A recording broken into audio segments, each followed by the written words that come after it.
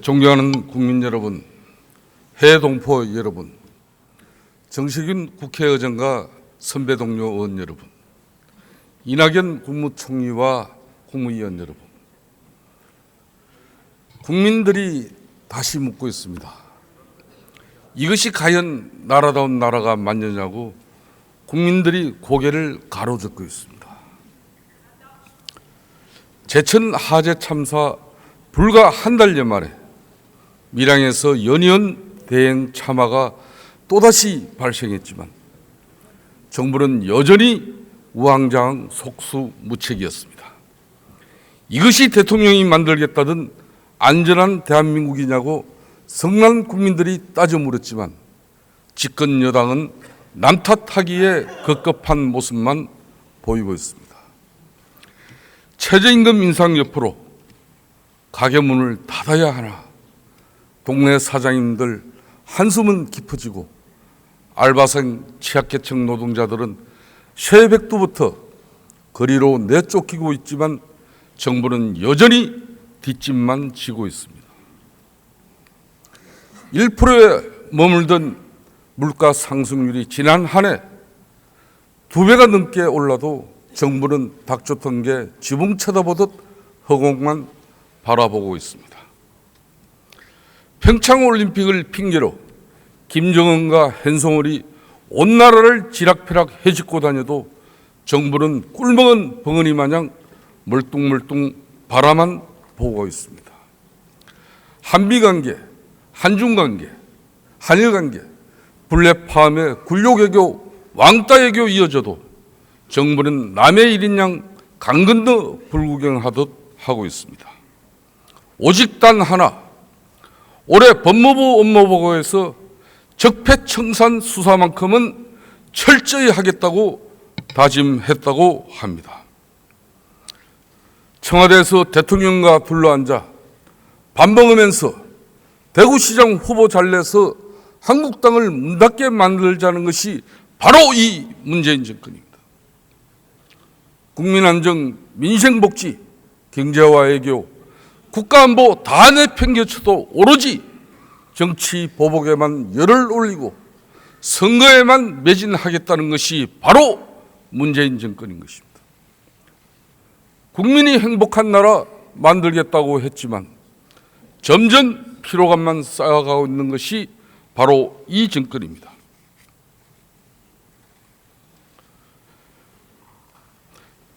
적폐청산 수사 철저히 하겠다면서 권영숙 여사 640만 불은 왜 꿀먹은 벙어리입니까?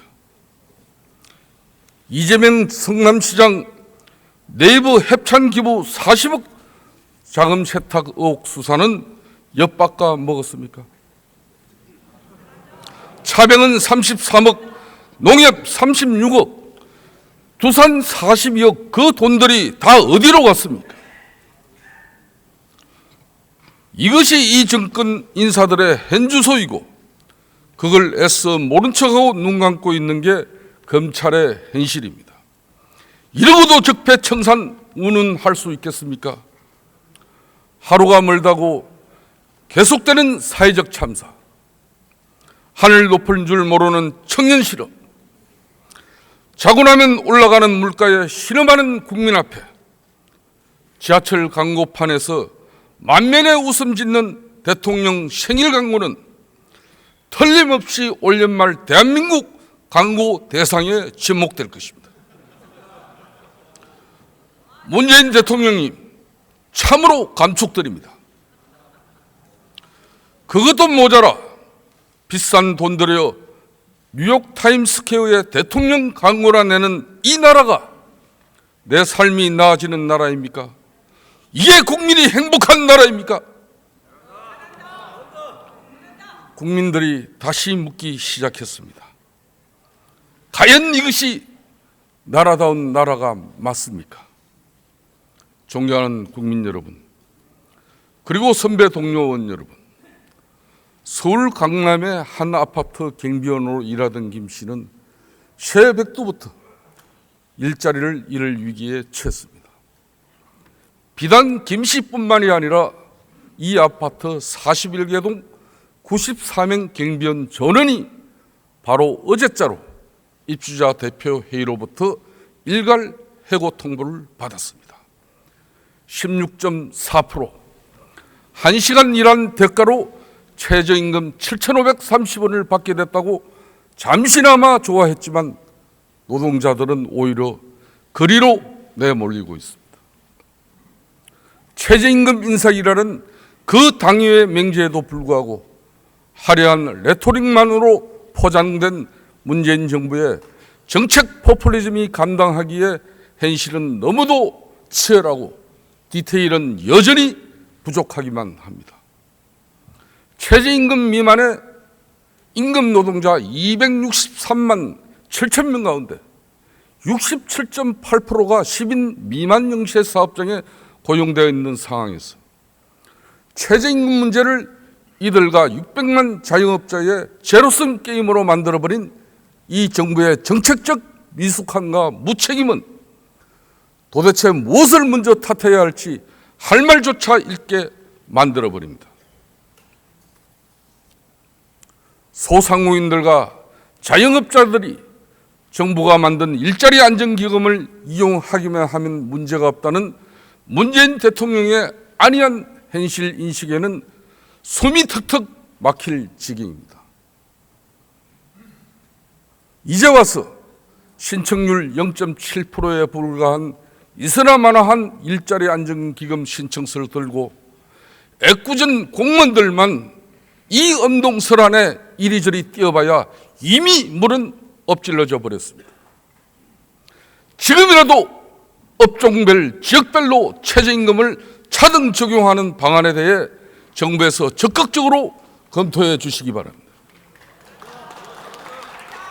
최저임금 산입 범위에 상여금과 숙식비를 포함해달라는 중소상공인들의 청원에도 총리 귀 기울여 주시기 바랍니다. 자유한국당은 최저임금법 개정을 통해서 최저임금 결정에 정부 권력의 정치적 개입을 근원적으로 차단하고 배제하는 방안을 강구하도록 하겠습니다. 존경하는 국민 여러분, 노동자의 정당한 건강권과 휴식권 확보는 우리 사회가 쟁취해야 할 또 하나의 중요한 과제입니다. OECD 공식 통계로만 연간 2069시간에 달하는 우리의 노동시간은 가히 살인적인 수준이라 아니할 수 없습니다. 이 문제를 깊이 인식한 우리 국회도 여야 할 것 없이 노동시간 단축 논의를 심도 있게 진행해 왔고 어렵게 여야 간에 합의를 이뤘었습니다. 그렇지만 그걸 걷어찬 게 바로 민주당 내부의 이견 때문이었습니다.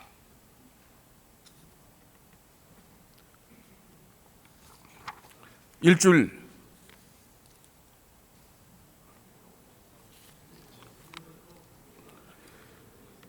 중요한 것은 재벌 대규모 이 사업장이 아니라 493만 노동자가 일하고 있는 30인 미만 소규모 사업장 종사자일수록 제대로 쉬지도 못하고 장시간 노동에 시달리고 있다는 점입니다. 여가는 계층화되어 있고 휴식은 양극화되어 있습니다. 저는 집집마다 걸려있는 달력의 빨간 날을 정당하게 쉴 수 있는 권리가 우리 사회에 널리 공유될 수 있기를 제안합니다. 빨간 날을 쉴 수 있다는 그 당연한 권리조차 누리지 못하는 불합리한 차별과 불평등은 아직도 우리 사회 저변에 만연해 있습니다. 공공기관, 대기업 노조가 조직되어 있는 전국의 10.2% 사업장을 제외하고 나머지 90%를 차지하는 중소영세 사업장 노동자, 비정규직 노동자들에게 그 흔한 빨간 날조차 마음 편히 쉴 수 없는 이 빨간 날, 그런 빨간 날이 아니라는 이 엄혹한 사실을 우리 사회가 새삼 되돌아보기를 바랍니다. 노동시간을 단축하라는 근본 목적은 무엇보다 휴일을 휴일답게 정상화하는 것입니다. 추석이나 설 명절조차 자신의 연차 휴가로 쪼개어 쓸 수밖에 없는 전국의 800만 비정규직 노동자들과 1000만 중소영세사업장 노동자들에게 빨간 날의 공휴일을 되돌려주는 사회가 되길 바랍니다.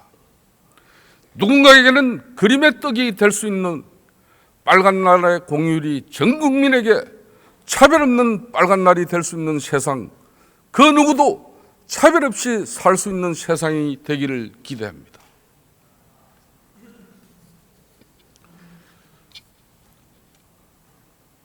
저는 문재인 대통령이 인위적인 자본시장 임금 개입으로 시장 질서가 왜곡된 이 엄중한 상황을 하루빨리 시정해야 된다고 보고 있습니다.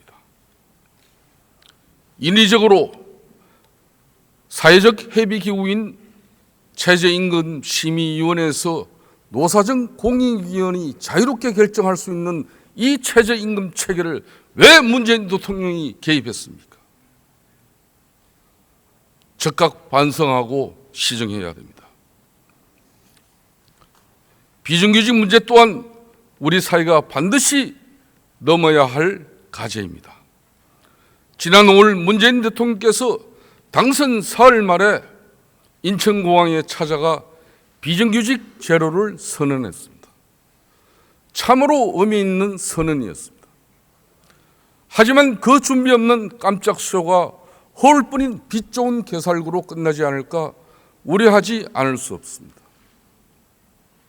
정규직 전환이 이미 남의 일이 되어버린 5만 명의 기간제 노동자들과 비정규직 제로가 아니라 비정규직 그대로인 노동자들이 느끼는 상대적 박탈감은 오히려 더 커지고 있고 결국 무늬만 정규직인 전환 대상 노동자들이 체감하는 상실감도 여전하기만 합니다.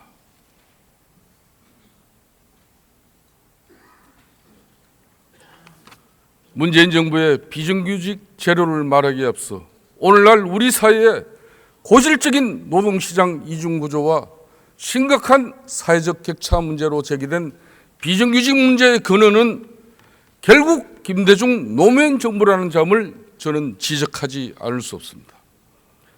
이른바 비정규직을 양산하는 계기가 되었던 1998년 입법과 비정규직을 확산하는 계기가 되었던 2006년 입법에 대해서는 민주당의 솔직한 입장 표명과 자기 고백이 선행돼야 할 것이라고 생각합니다. 장시간 저임금 불안정 노동은 여전히 우리의 노동 현실이고 모든 종류의 차별이 해소되지 않는 한 어떤 종류의 차별도 해소되지 않으리라는 점을 분명하게 지적하지 않을 수 없습니다.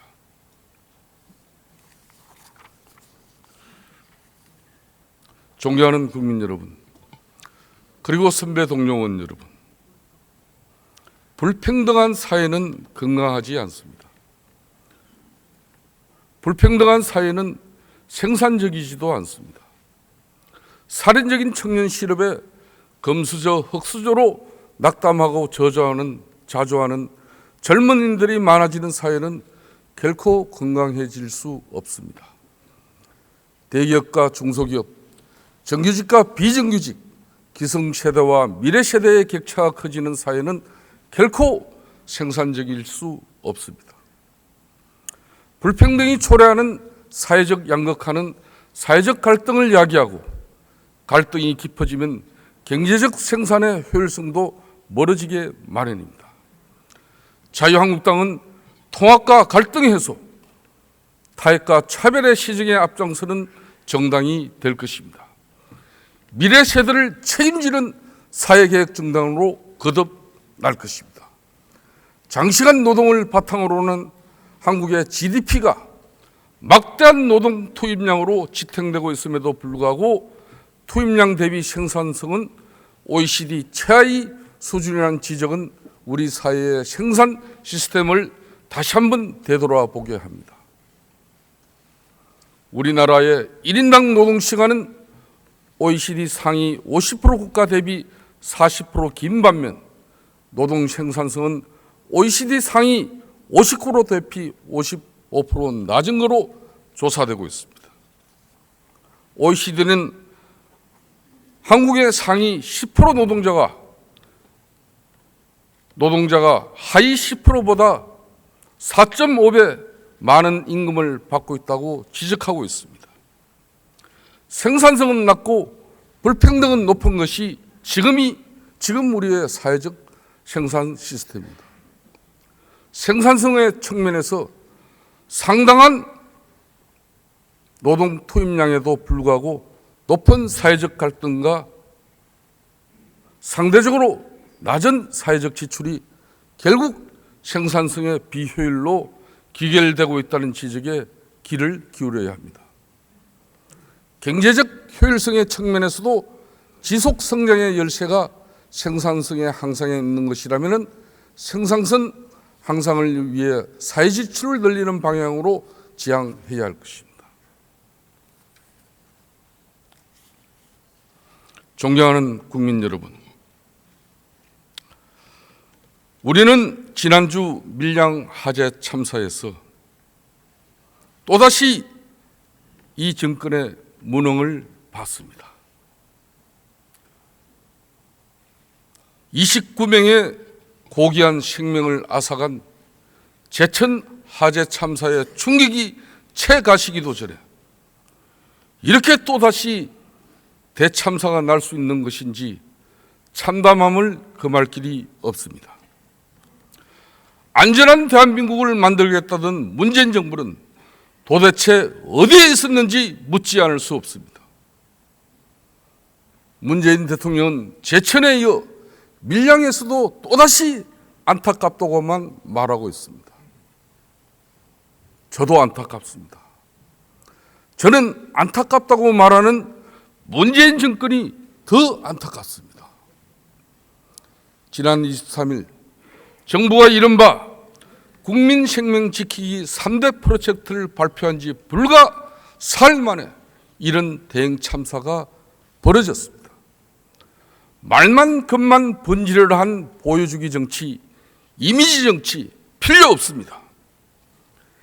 제발 이미지 쇼통 그만하시고 국정 운영의 진정성을 보여주시기 바랍니다. 아무리 무능한 아마추어 정권이라도 진정성마저 없어야 되겠습니까? 국민 앞에 보여지는 것, 눈속임 정치 이제 그만하시기 바랍니다. 오로지 보수정당 개멸을 꿈꿔왔던 이 정권이 얼마나 국민 안전에 소홀했는지 여실히 보여주는 단면이 바로 밀양 세종병원 참사가 아닐 수 없습니다. 국민의 기본적인 생명권조차 지키지 못하는 이 무능한 정권의 국정운영 방식에 분노가 치밀어 옵니다. 포항 지진, 영흥도 낚싯배 전복 사고, 제천 화재 참사, 용인 타워 크레인 전복 사고, 포항 제철소 질식 사고, 그리고 밀양 대참사. 이 계속되는 사건 사고에 정부는 무능 말고 보여준 것이 없습니다. 문재인 정부 출범 9개월 동안 무려 420여 명의 사상자가 발생했습니다. 지난 12월 1일 이 두 달간에 이런 사회적 참사로 100명이 넘는 사람들이 죽어나가도 눈 하나 깜짝하지 않는 정권이 바로 이 문재인 정권입니다. 문재인 대통령은 각종 사건 사고가 날 때마다 재발 방지와 후속 대책을 언급했지만 하나도 나아진 것이 없습니다. 어느 누구 하나 책임지는 사람도 없습니다.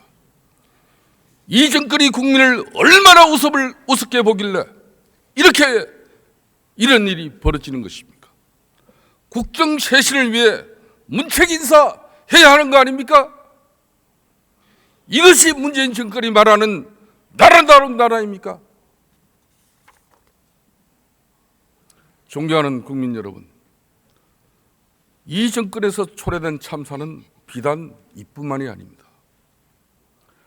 어찌 보면 근본적으로 더 큰 참사는 바로 이 어설픈 아마추어 정권이 빚어내고 있는 정책 참사라고 저는 생각합니다.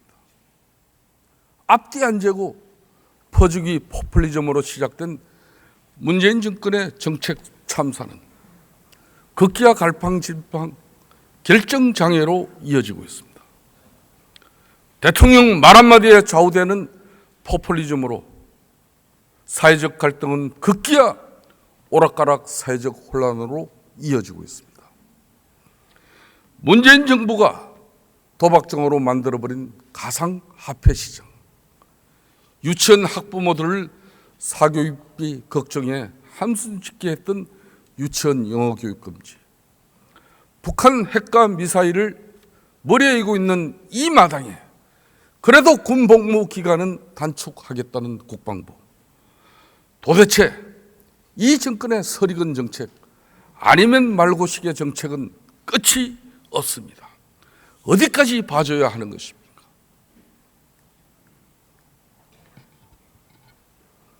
더 이상 무책임이 난무해서는 안 됩니다. 어설프고 섣부른 정책이 난무해서도 안 됩니다. 책임 있고 신중한 자세로 국정 운영에 임해 주시기 바랍니다. 안 도와주는 게 도와주는 것이라는 우스개처럼 대책을 만들지 않는 게 대책인 지경으로는 가지 말기 바랍니다. 이런 아마추어 정권에 나라를 맡겨놓아도 되는지 걱정과 안타까운 마음에 국민들과 우리는 밤잠을 이루지 못하고 있습니다. 문재인 정권의 포퓰리즘은 나라를 멍들게 하고 이 정권의 아마추어리즘은 국민들 마음을 멍들게 하고 있습니다. 과거 노무현 정권을 보면서 사람들은 모택동의 홍위병을 떠올렸지만 저는 문재인 정권을 보면서 모택동의 제4의 운동이 떠올랐습니다. 모택동이 들판의 참새를 보고 저 새는 해로운 새다라고 교시하자 1955년 중국 공산당과 정부는 모기, 파리, 쥐, 참새를 농업 발전에 해로운 4가지 것으로 지정합니다. 1958년 이른바 제4의 운동은 전국으로 퍼져나왔고 중국 이민은 극기야 참새 2억 마리를 학살하는 지경에 이르렀습니다. 그러자 참새가 잡아먹던 메뚜기, 모기, 파리 떼는 급증했고 중국 역사상 최악의 대흉년이 발생했습니다. 아사자만 최대 4천만 명을 기록했다고 합니다. 정부는 집값을 잡겠다며 부동산 정책을 내놓았지만 정작 집값은 하늘 높은 줄 모르고 치솟아 오르고 있습니다. 강남 집값 잡겠다면서 자사고 턱먹고 폐지로 오히려 강남 집값에 기름을 들이붓고 있는 것이 바로 어처구니 없는 이 정권입니다. 은발의 오줌 누기식의 단기 처방이 남발되면서 부동산 시장에 양극화는 오히려 심화될 조짐마저 보이고 있습니다. 정책은 이상이 아니라 현실입니다. 당위에 매몰돼서 현실을 외면하고 실패를 자조하는 어리석음은 피해 주시기 바랍니다.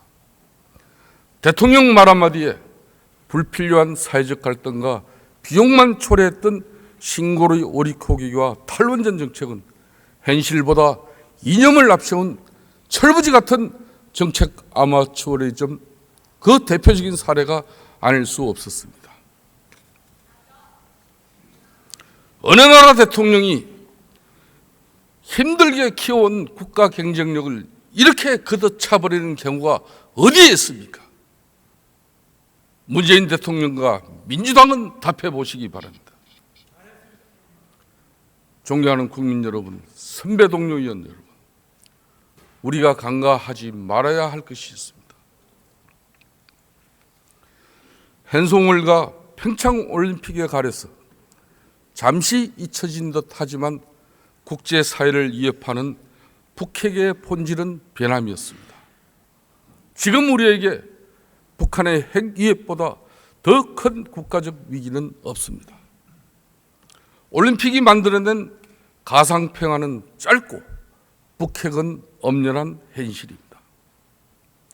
올림픽 전야를 대대적인 군사 퍼레이드로 장식하겠다는 김정은에게 더 이상 무슨 대화를 기대할 수 있겠습니까?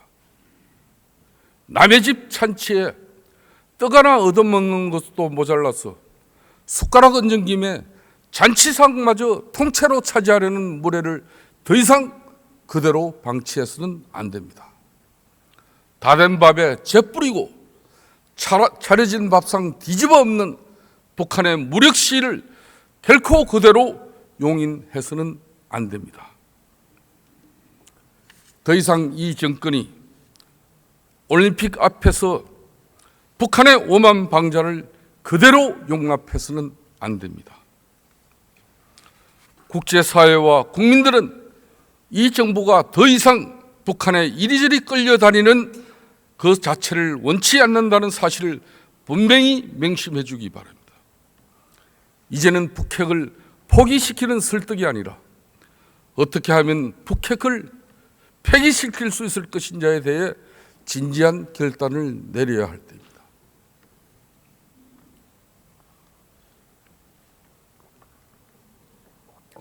김정은과 대화를 통해서 핵 포기를 설득시킬 수 있다는 순진하고도 낭만적인 기대는 이제 단순하게 접어야 합니다.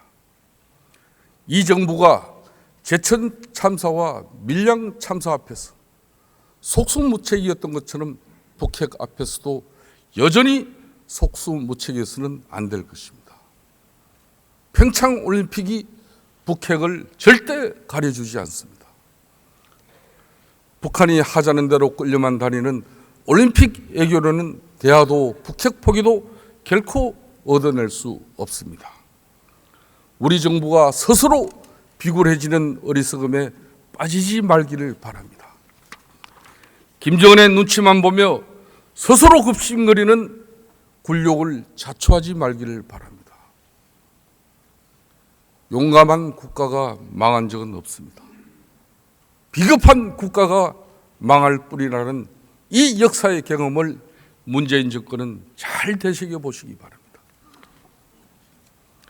존경하는 국민 여러분, 전술핵 재배치는 북핵 위협에 대응하는 가장 실효적인 군사적 대책입니다. 북한으로 하여금 핵 협박과 핵 공갈이 통하지 않게 만드는 현재로서 가장 유효하고 현실적인 대안이자 협상 카드라는 점을 직시해 주기 바랍니다. 남북 간의 핵 균형을 통해서 한반도 핵 폐기 협상에 돌입하는 것만이 파국적인 무력 분쟁 없이 핵 문제를 종국적으로 해결할 수 있는 길입니다. 북한의 핵무기 고도화는 멈추지 않습니다. 실효성 없는 남북 대화로 시간을 허비하고 한반도를 더욱 위험에 빠뜨리는 어리석음에 빠지지 말기 바랍니다. 저는 문재인 대통령께 강력히 촉구합니다. 굳건한 한미동맹 그리고 국제사회 공조에 균열과 혼란을 야기하는 우를 범하지 말기를 바랍니다. 안보는 현실입니다. 지금 우리 국민이 의지할 수 있는 것은 군 통수권자의 냉정하고 단호한 자세라는 점을 분명히 인식해 주기 바랍니다. 지금 도널드 트럼프 미국 행정부는 남과 북 모두에게 압박을 가하고 있습니다. 국제사회의 평화를 위협하는 핵과 미사일을 제거하기 위해서 북한을 압박하고 한미 공조가 아닌 민족 공조를 택한 동맹국인 우리를 압박하고 있습니다. 한미 FTA 개정과 세이프가드 같은 무역 압박으로 포괄 동맹은 흔들리고 있고 한반도 안보 위기는 그 어느 때보다 고조되고 있습니다. 이것들이 한미 관계의 비극을 알리는 전조국이 아니길 바랍니다. 대중 산불 정책은 우리의 안보 주권을 포기한 4대 친중 애교의 시작입니다. 안보 주권을 포기하고 얻은 것이 무엇입니까? 선언문조차 채택하지 못한 빈손 정상회담, 자신을 수행한 대한민국 기자가 폭행을 당하는데도 말 한마디 하지 못하는 이 정권이 대한민국의 정권이라고 말할 수 있겠습니까? 사드 문제를 이름도 모호한 전략적 모성으로 접근하려 한 결과라는 점을 인식하고 반성해야 합니다. 애교 관례를 무시한 아마추어 애교로 국제적 망신도 자초하고 있습니다. 중동 외교의 중심 UAE와의 애교적 불협화음은 이 정권이 깊이 되새겨야 할 애교적 경험과 교훈이 되었을 것입니다. 아직도 반성하지 않고 있다면 UAE 문제는 언제든지 이 아마추어 정권이 무슨 일을 벌였는지 온천하에 그 의혹을 해소할 용의도 있습니다. 30년간 비공개로 보존돼야 할 애교 문서를 2년 만에 공개했다면 지금이라도 한일 위안부 재협상에 적극 나서기 바랍니다. 위안부 재협상도 하지도 않을 거면서 까 뒤집기는 왜 뒤집었습니까? 신뢰는 무너지고 강제는 소원해지고 아베 총리는 보란듯이 도쿄 한복판에 독도는 일본 땅이라는 상설 전시관을 개장하고 위안부 합의와 관련된 한치의 양보도 할 수 없다고 연일 압박하고 있습니다. 문재인 정권 뭐하고 있는 겁니까? 빨리 애교 특사라도 보내서 아베 총리에게 강력하게 항의라도 해야 하는 거 아닙니까? 아마추어 애교 협상, 무면허 애교 폭지, 이것이 바로 민심의 거울에 비친 문재인 정부의 자아상입니다.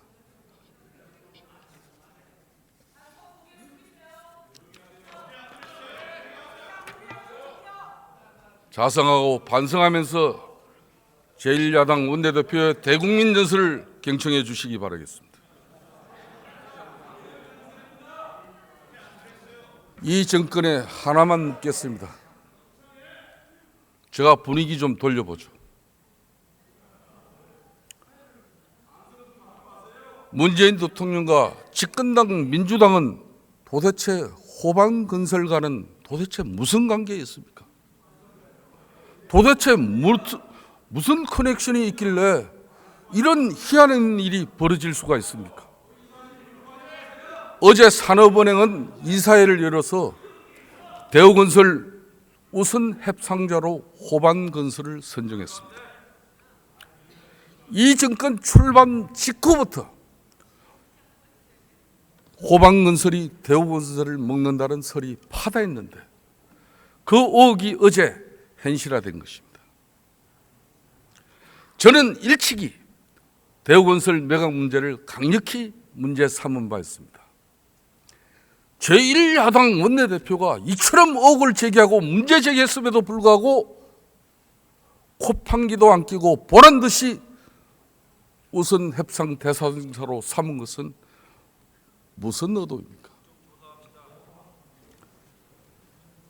작년 정관 개정을 통해서 졸속 매각이 가능하도록 한 조치나 산업은행 지분의 전략 매각 방침이 분할 매각 방침으로 전환되는 그 절차와 과정조차도 투명하지 않았습니다.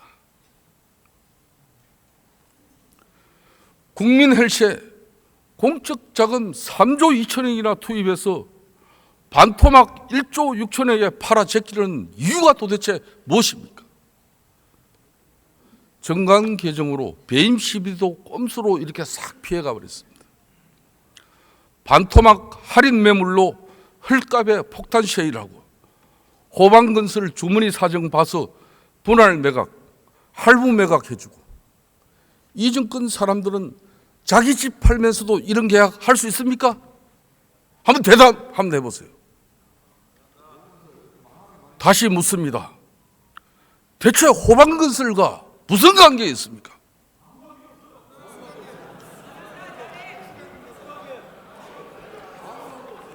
문재인 정부가 초래한 4분 5일은 이분만이 아닙니다. 정치보복, 정책보복, 인사보복으로 만드는 문재인 정권의 두국민 정치는 또다시 진영을 나누고 경계를 설정하고 국민들을 편가르게 하고 있습니다. 전임 정권을 겨냥해 개멸적 수준의 청산을 시도하면서 전방위적으로 노골적인 이 정권의 한풀이 보복 정치는 가히 문재인 사활을 만들어내고 있습니다. 대중권력을 앞세운 인민재판식 여론몰이로 공론장의 민주주의를 훼손하고 진영의 구미에 맞는 문파 포퓰리즘으로 홍위병 정치를 시도하고 있습니다. 분노를 앞세워 적대를 부추기고 대통령이 앞장서서 반목과 정오를 선동하고 있습니다. 안보와 산업화를 통해서 나라의 중심을 지켜왔던 이 땅의 보수를 수구와 적폐로 몰아세우는 문재인 정권의 정치적 목표가 국정을 운영하겠다는 건지 아니면 한풀이에 매진하겠다는 것인지 더 이상 집권자의 위치와 소임을 망각하지 말기 바랍니다. 나라를 4분 5일 하는 보복 정치, 두국민 정치는 이제 적극 그만두기 바랍니다. KBS, MBC 공영방송 사장을 굴비 엮어서 끌어낸 문재인 정권입니다.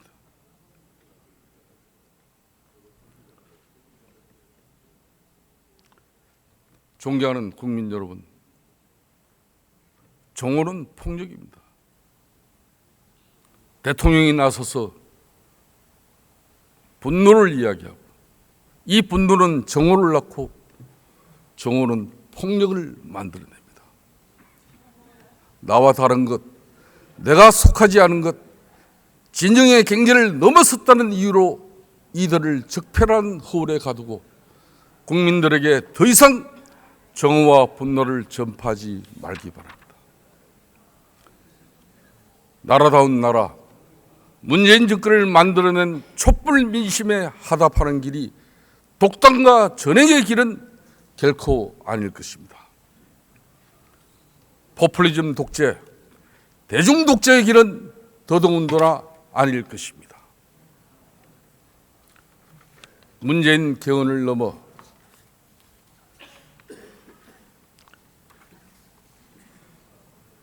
이제는 포퓰리즘 독재를 넘어서 의회 정치를 복원해야 됩니다.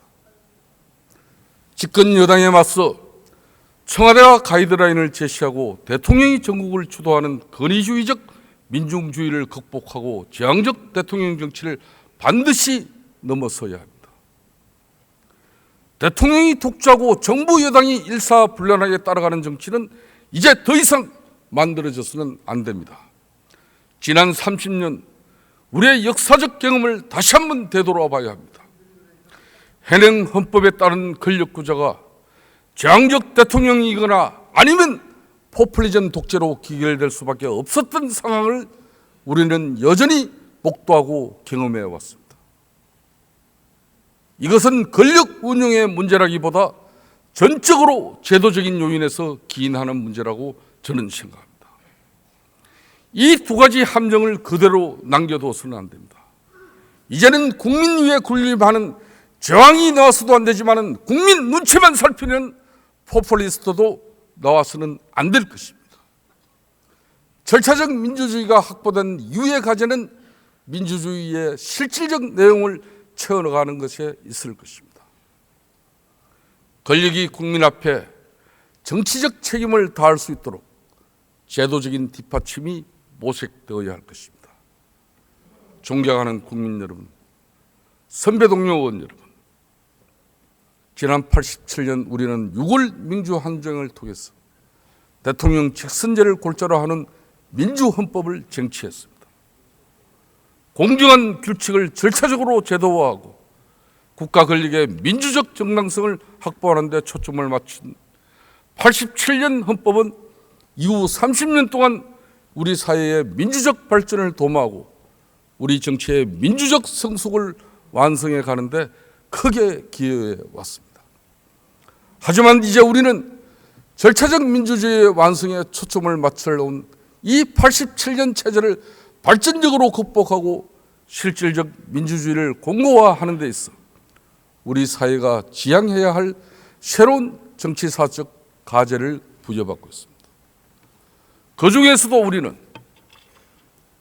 이른바 제왕적 대통령제의 폐해로 나타난 현행의 대통령 중심제를 넘어서 포스트 87년 체제를 담보할 권력의 구조 틀 안에서 어떠한 내용과 가치를 담아 제도로서 그것을 안착시켜 가야 할 것인지 하는 정치적 과제에 직면하고 있습니다.